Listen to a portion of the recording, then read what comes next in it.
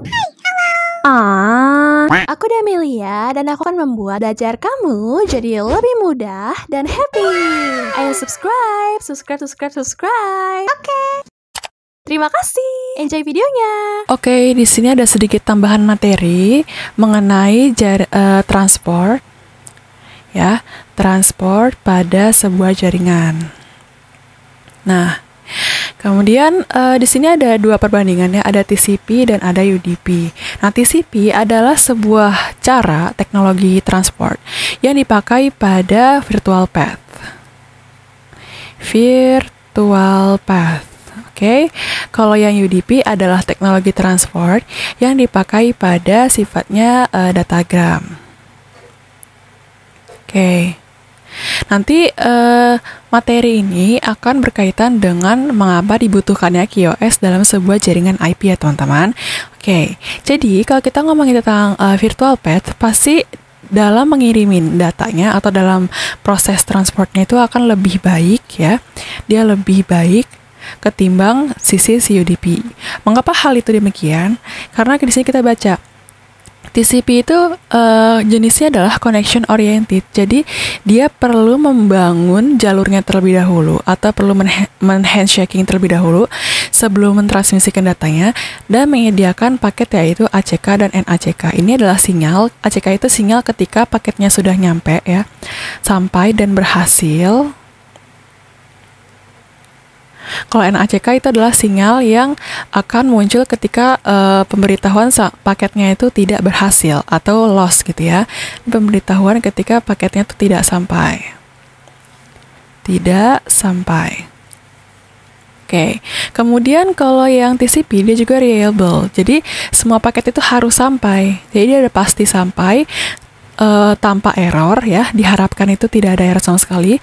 Dan tetapi kalau misalnya dia tidak sampai, pasti dia akan dikirim ulang. Nah, karena apa? Karena dia terdapat sinyal NACK di sini. Oke? Nah, kalau misalnya UDP itu dipakai pada datagram, sehingga dia sifatnya yaitu base effort, which is ini digunakan pada jaringan IP ya.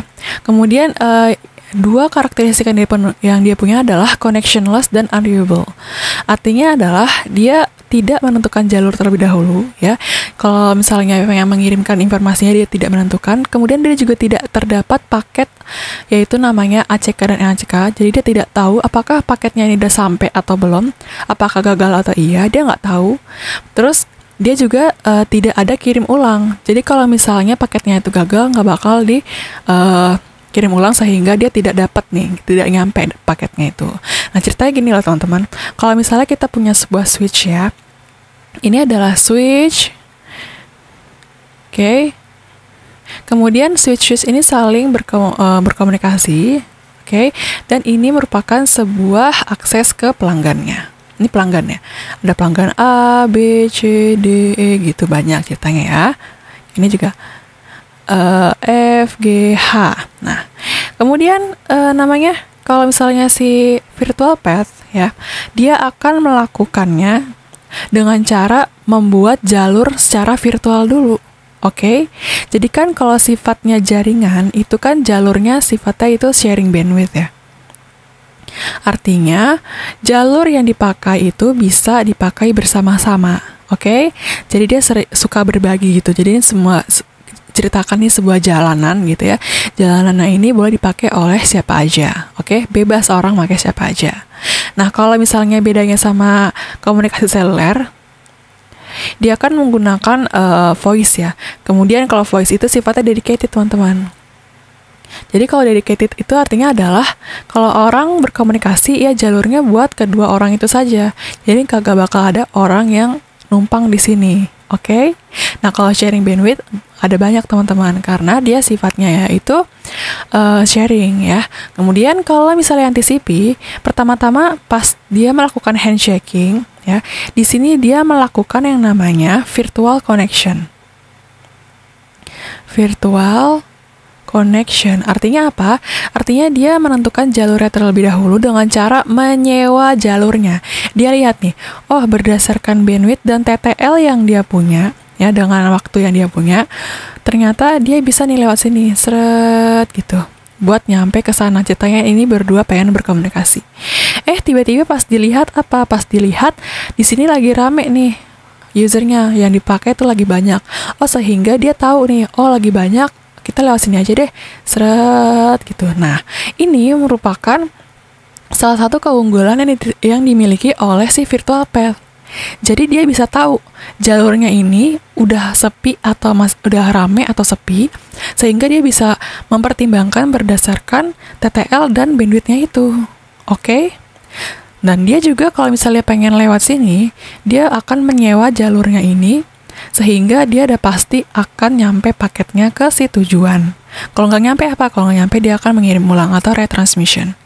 Nah, itu merupakan kelebihan dari si TCP ya. Dia bisa melakukan virtual connection seperti ini, atau disebut juga dengan logical connection.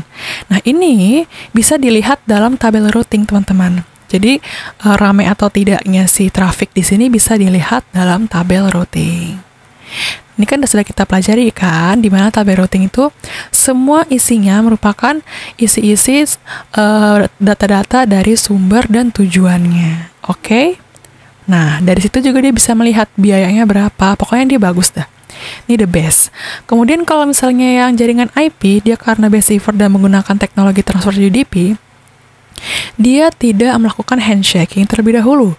Dan juga dia tidak ada namanya si paket. Artinya ketika dia mengirimkan data ke situ, ya teman-teman, misalnya kita kasih warna lain. Ketika dia mengirimkan data, dia tidak mempertimbangkan TTL yang dipunya dengan bandwidth yang sedang ada di sini. Oke? Dia tidak melihat di tabel routing. Jadi asal jalan aja dia, seret.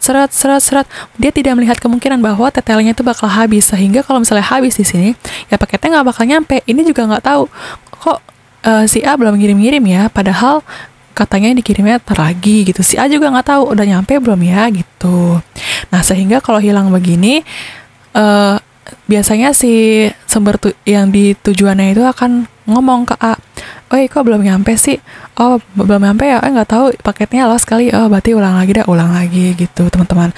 Jadi pengulangannya ini tuh, kalau misalnya udah delay-nya itu terjadi sangat-sangat lama ya, teman-teman.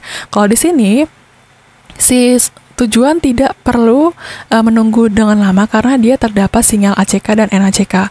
Kalau ACK misalnya ini sudah nyampe, seret, berarti langsung dikirim nih sinyal ke si sumbernya berupa sinyal ACK. Kalau misalnya dikirim berarti dia tahu, paket gue udah nyampe nih ke sini. Nah, kalau NACK itu kalau misalnya dia terjadi loss ya, tiba-tiba loss, terus dia juga mengirimkan sinyal ke sini, seret, NACK. Ternyata loss nih paketnya, kirim lagi gitu. Jadi itulah kelebihan dari TCP. Dan ini merupakan satu latar belakang dibutuhkannya QoS, karena QoS itu akan support ya terhadap pelayanannya dan juga profile user, sehingga dia bisa meminimalisir terjadinya paket loss seperti ini dengan teknologi CUDP. Oke?